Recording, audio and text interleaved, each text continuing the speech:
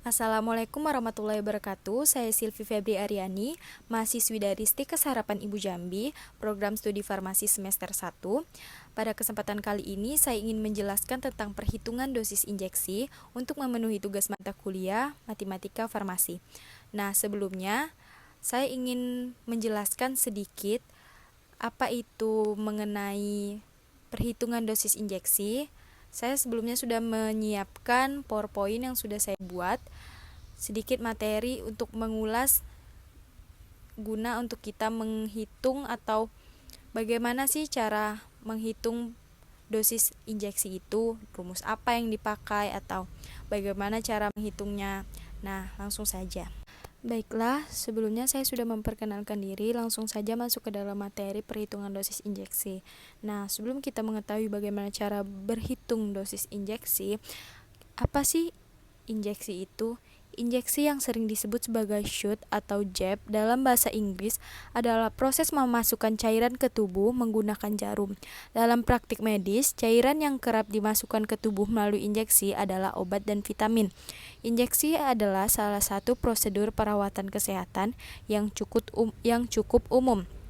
Sebagian besar injeksi dilakukan dalam rangka perawatan kuratif, sedangkan sebagian kecilnya untuk imunisasi atau tujuan lain seperti transfusi darah. Nah, selanjutnya, injeksi umumnya diberikan satu kali pada satu waktu tertentu, meski dapat juga digunakan untuk pemberian obat secara terus-menerus. Dan dalam kasus tertentu, injeksi biasanya dilakukan untuk mencapai tujuan medis tertentu, mulai dari penyembuhan hingga pencegahan penyakit. Cairan yang diberikan melalui injeksi biasanya akan disesuaikan dengan apa yang diperlukan tubuh atau yang diresepkan dokter. Nah, injeksi itu sendiri, kenapa sih suatu obat diberikan dalam bentuk injeksi? Alasannya yang pertama, zat aktif obat tidak sesuai untuk diberikan secara enteral atau saluran cerna. Yang kedua, pasien tidak dapat mengkonsumsi melalui mulut. Yang ketiga, dibutuhkan absorpsi yang lebih cepat. Kenapa sih suatu obat diberikan dalam bentuk injeksi?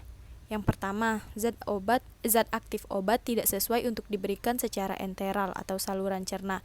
Yang kedua, pasien tidak dapat mengkonsumsi melalui mulut. Yang ketiga, dibutuhkan absorpsi yang lebih cepat. Nah, selanjutnya, rute pemberian injeksi, yaitu intramuskular ke dalam obat, biasanya sisi luar lengan seperti paha atau bokong. Subkutan atau ke dalam jaringan subkutan, biasanya di abdomen sisi luar lengan paha.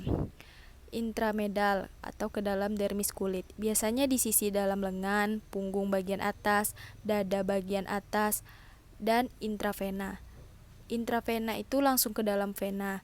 Intrarekal selanjutnya, yaitu ke dalam cairan cerebrospinal, yaitu via punggung. Yang selanjutnya via jalan napas, dihirup ke dalam bronkus. Selanjutnya, tabel jenis injeksi. Dapat dilihat di sini perbedaan rute injeksi intramuskular, subkutan, intradermal, intravena, epidural, intrarektal, atau via jalan napas. Memiliki perbedaan volume yang khas pada dewasa. Kalau intramuskular itu 1-3 ml, kalau subkutan 0,5 sampai 1 ml. Intradermal itu sampai 0, ml, intravena variabel 0 sampai 500 ml, epidural sampai 10 ml, menyekat hingga lipat paha 15 sampai 20 ml, menyekat hingga ke abdomen atas. Intrareksi atau spinal itu 2 sampai 4 ml. Via jalan napas itu 1 sampai 2 puff atau pompa. Nah, di sini dapat dilihat masing-masing contohnya. Selanjutnya itu contoh soal. Nah, di sini terdapat 2 contoh soal yang saya berikan untuk membahas perhitungan dosis injeksi. Nah, masing-masing dari contoh soal ini akan saya bahas di video selanjutnya. Nah, di sini terdapat soal nomor 1 yang akan pertama kali saya bahas, yaitu seorang pasien jiwa akan diberikan chlorpromazine sebanyak 12,5 mg secara 1 m. Sediaan obat yang ada berupa ampul berisi 1 ml chlorpromazine dengan dosis 25 mg per mili. Maka jumlah obat yang diberikan pada pasien tersebut adalah, nah, pada persoalan ini kita menggunakan rumus D per H dikali Q sama dengan V. D ini merupakan dosis yang diberikan. Kita catat aja di sini supaya nggak lupa. Nah, sementara H ini merupakan dosis yang terdapat pada persediaan obat. Dosis yang terdapat pada Nah, selanjutnya Q itu apa sih? Q itu ialah jumlah volume yang terdapat pada sediaan obat. Jumlah volume yang terdapat pada sediaan obat. Nah, V itu adalah volume yang diinginkan.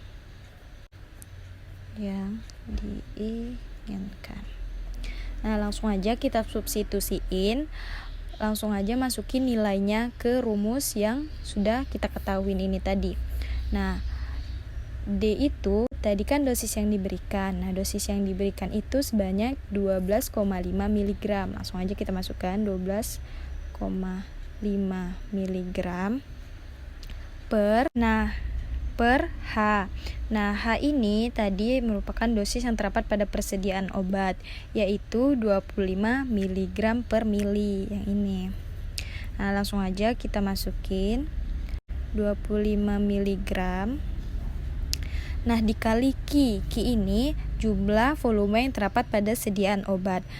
Nah, di sini kan udah diketahui yaitu 1 ml. Langsung aja kita masukin dikali 1 ml.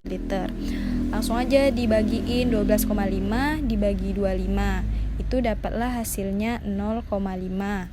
0,5 dikali 1 sama dengan 0,5. Jadi hasil yang kita dapat adalah 0,5. Selanjutnya soal nomor 2, yaitu pasien lansia yang ringkih mendapat resep kodein fosfat intramuskular untuk meredakan nyeri. Nah, di sini terdapat tabel yang diketahui. Nama obatnya kodein fosfat, dosisnya 45 mg, rutenya 1 m, frekuensinya 4 kali sehari. Label yang tertera pada ampul 1 ml adalah kodein fosfat 60 mg per mililiter. Nah, rumus yang kita gunakan sama aja sebelumnya kayak contoh soal nomor 1, yaitu D per H dikali Q sama dengan V. Kita tulis saja D per H dikali Q sama dengan V.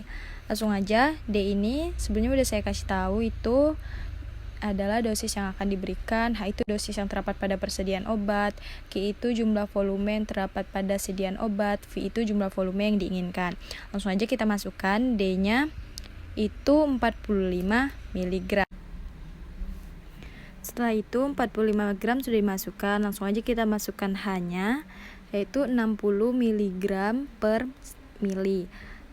Langsung aja 60 mg per mili dikali dengan itu jumlah volume yang terdapat pada sediaan obat, yaitu ini. Kita masukin 1 ml. 45 dibagi 60 yaitu 0,75.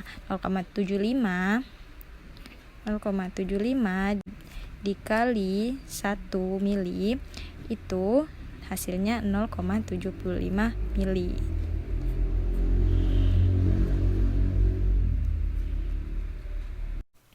Baiklah, mungkin hanya itu yang dapat saya sampaikan. Semoga apa yang saya sampaikan berguna untuk teman-teman sekalian untuk memahami apa sih perhitungan dosis injeksi itu. Nah, lebih dan kurangnya saya mohon maaf. Saya akhiri. Wassalamualaikum warahmatullahi wabarakatuh.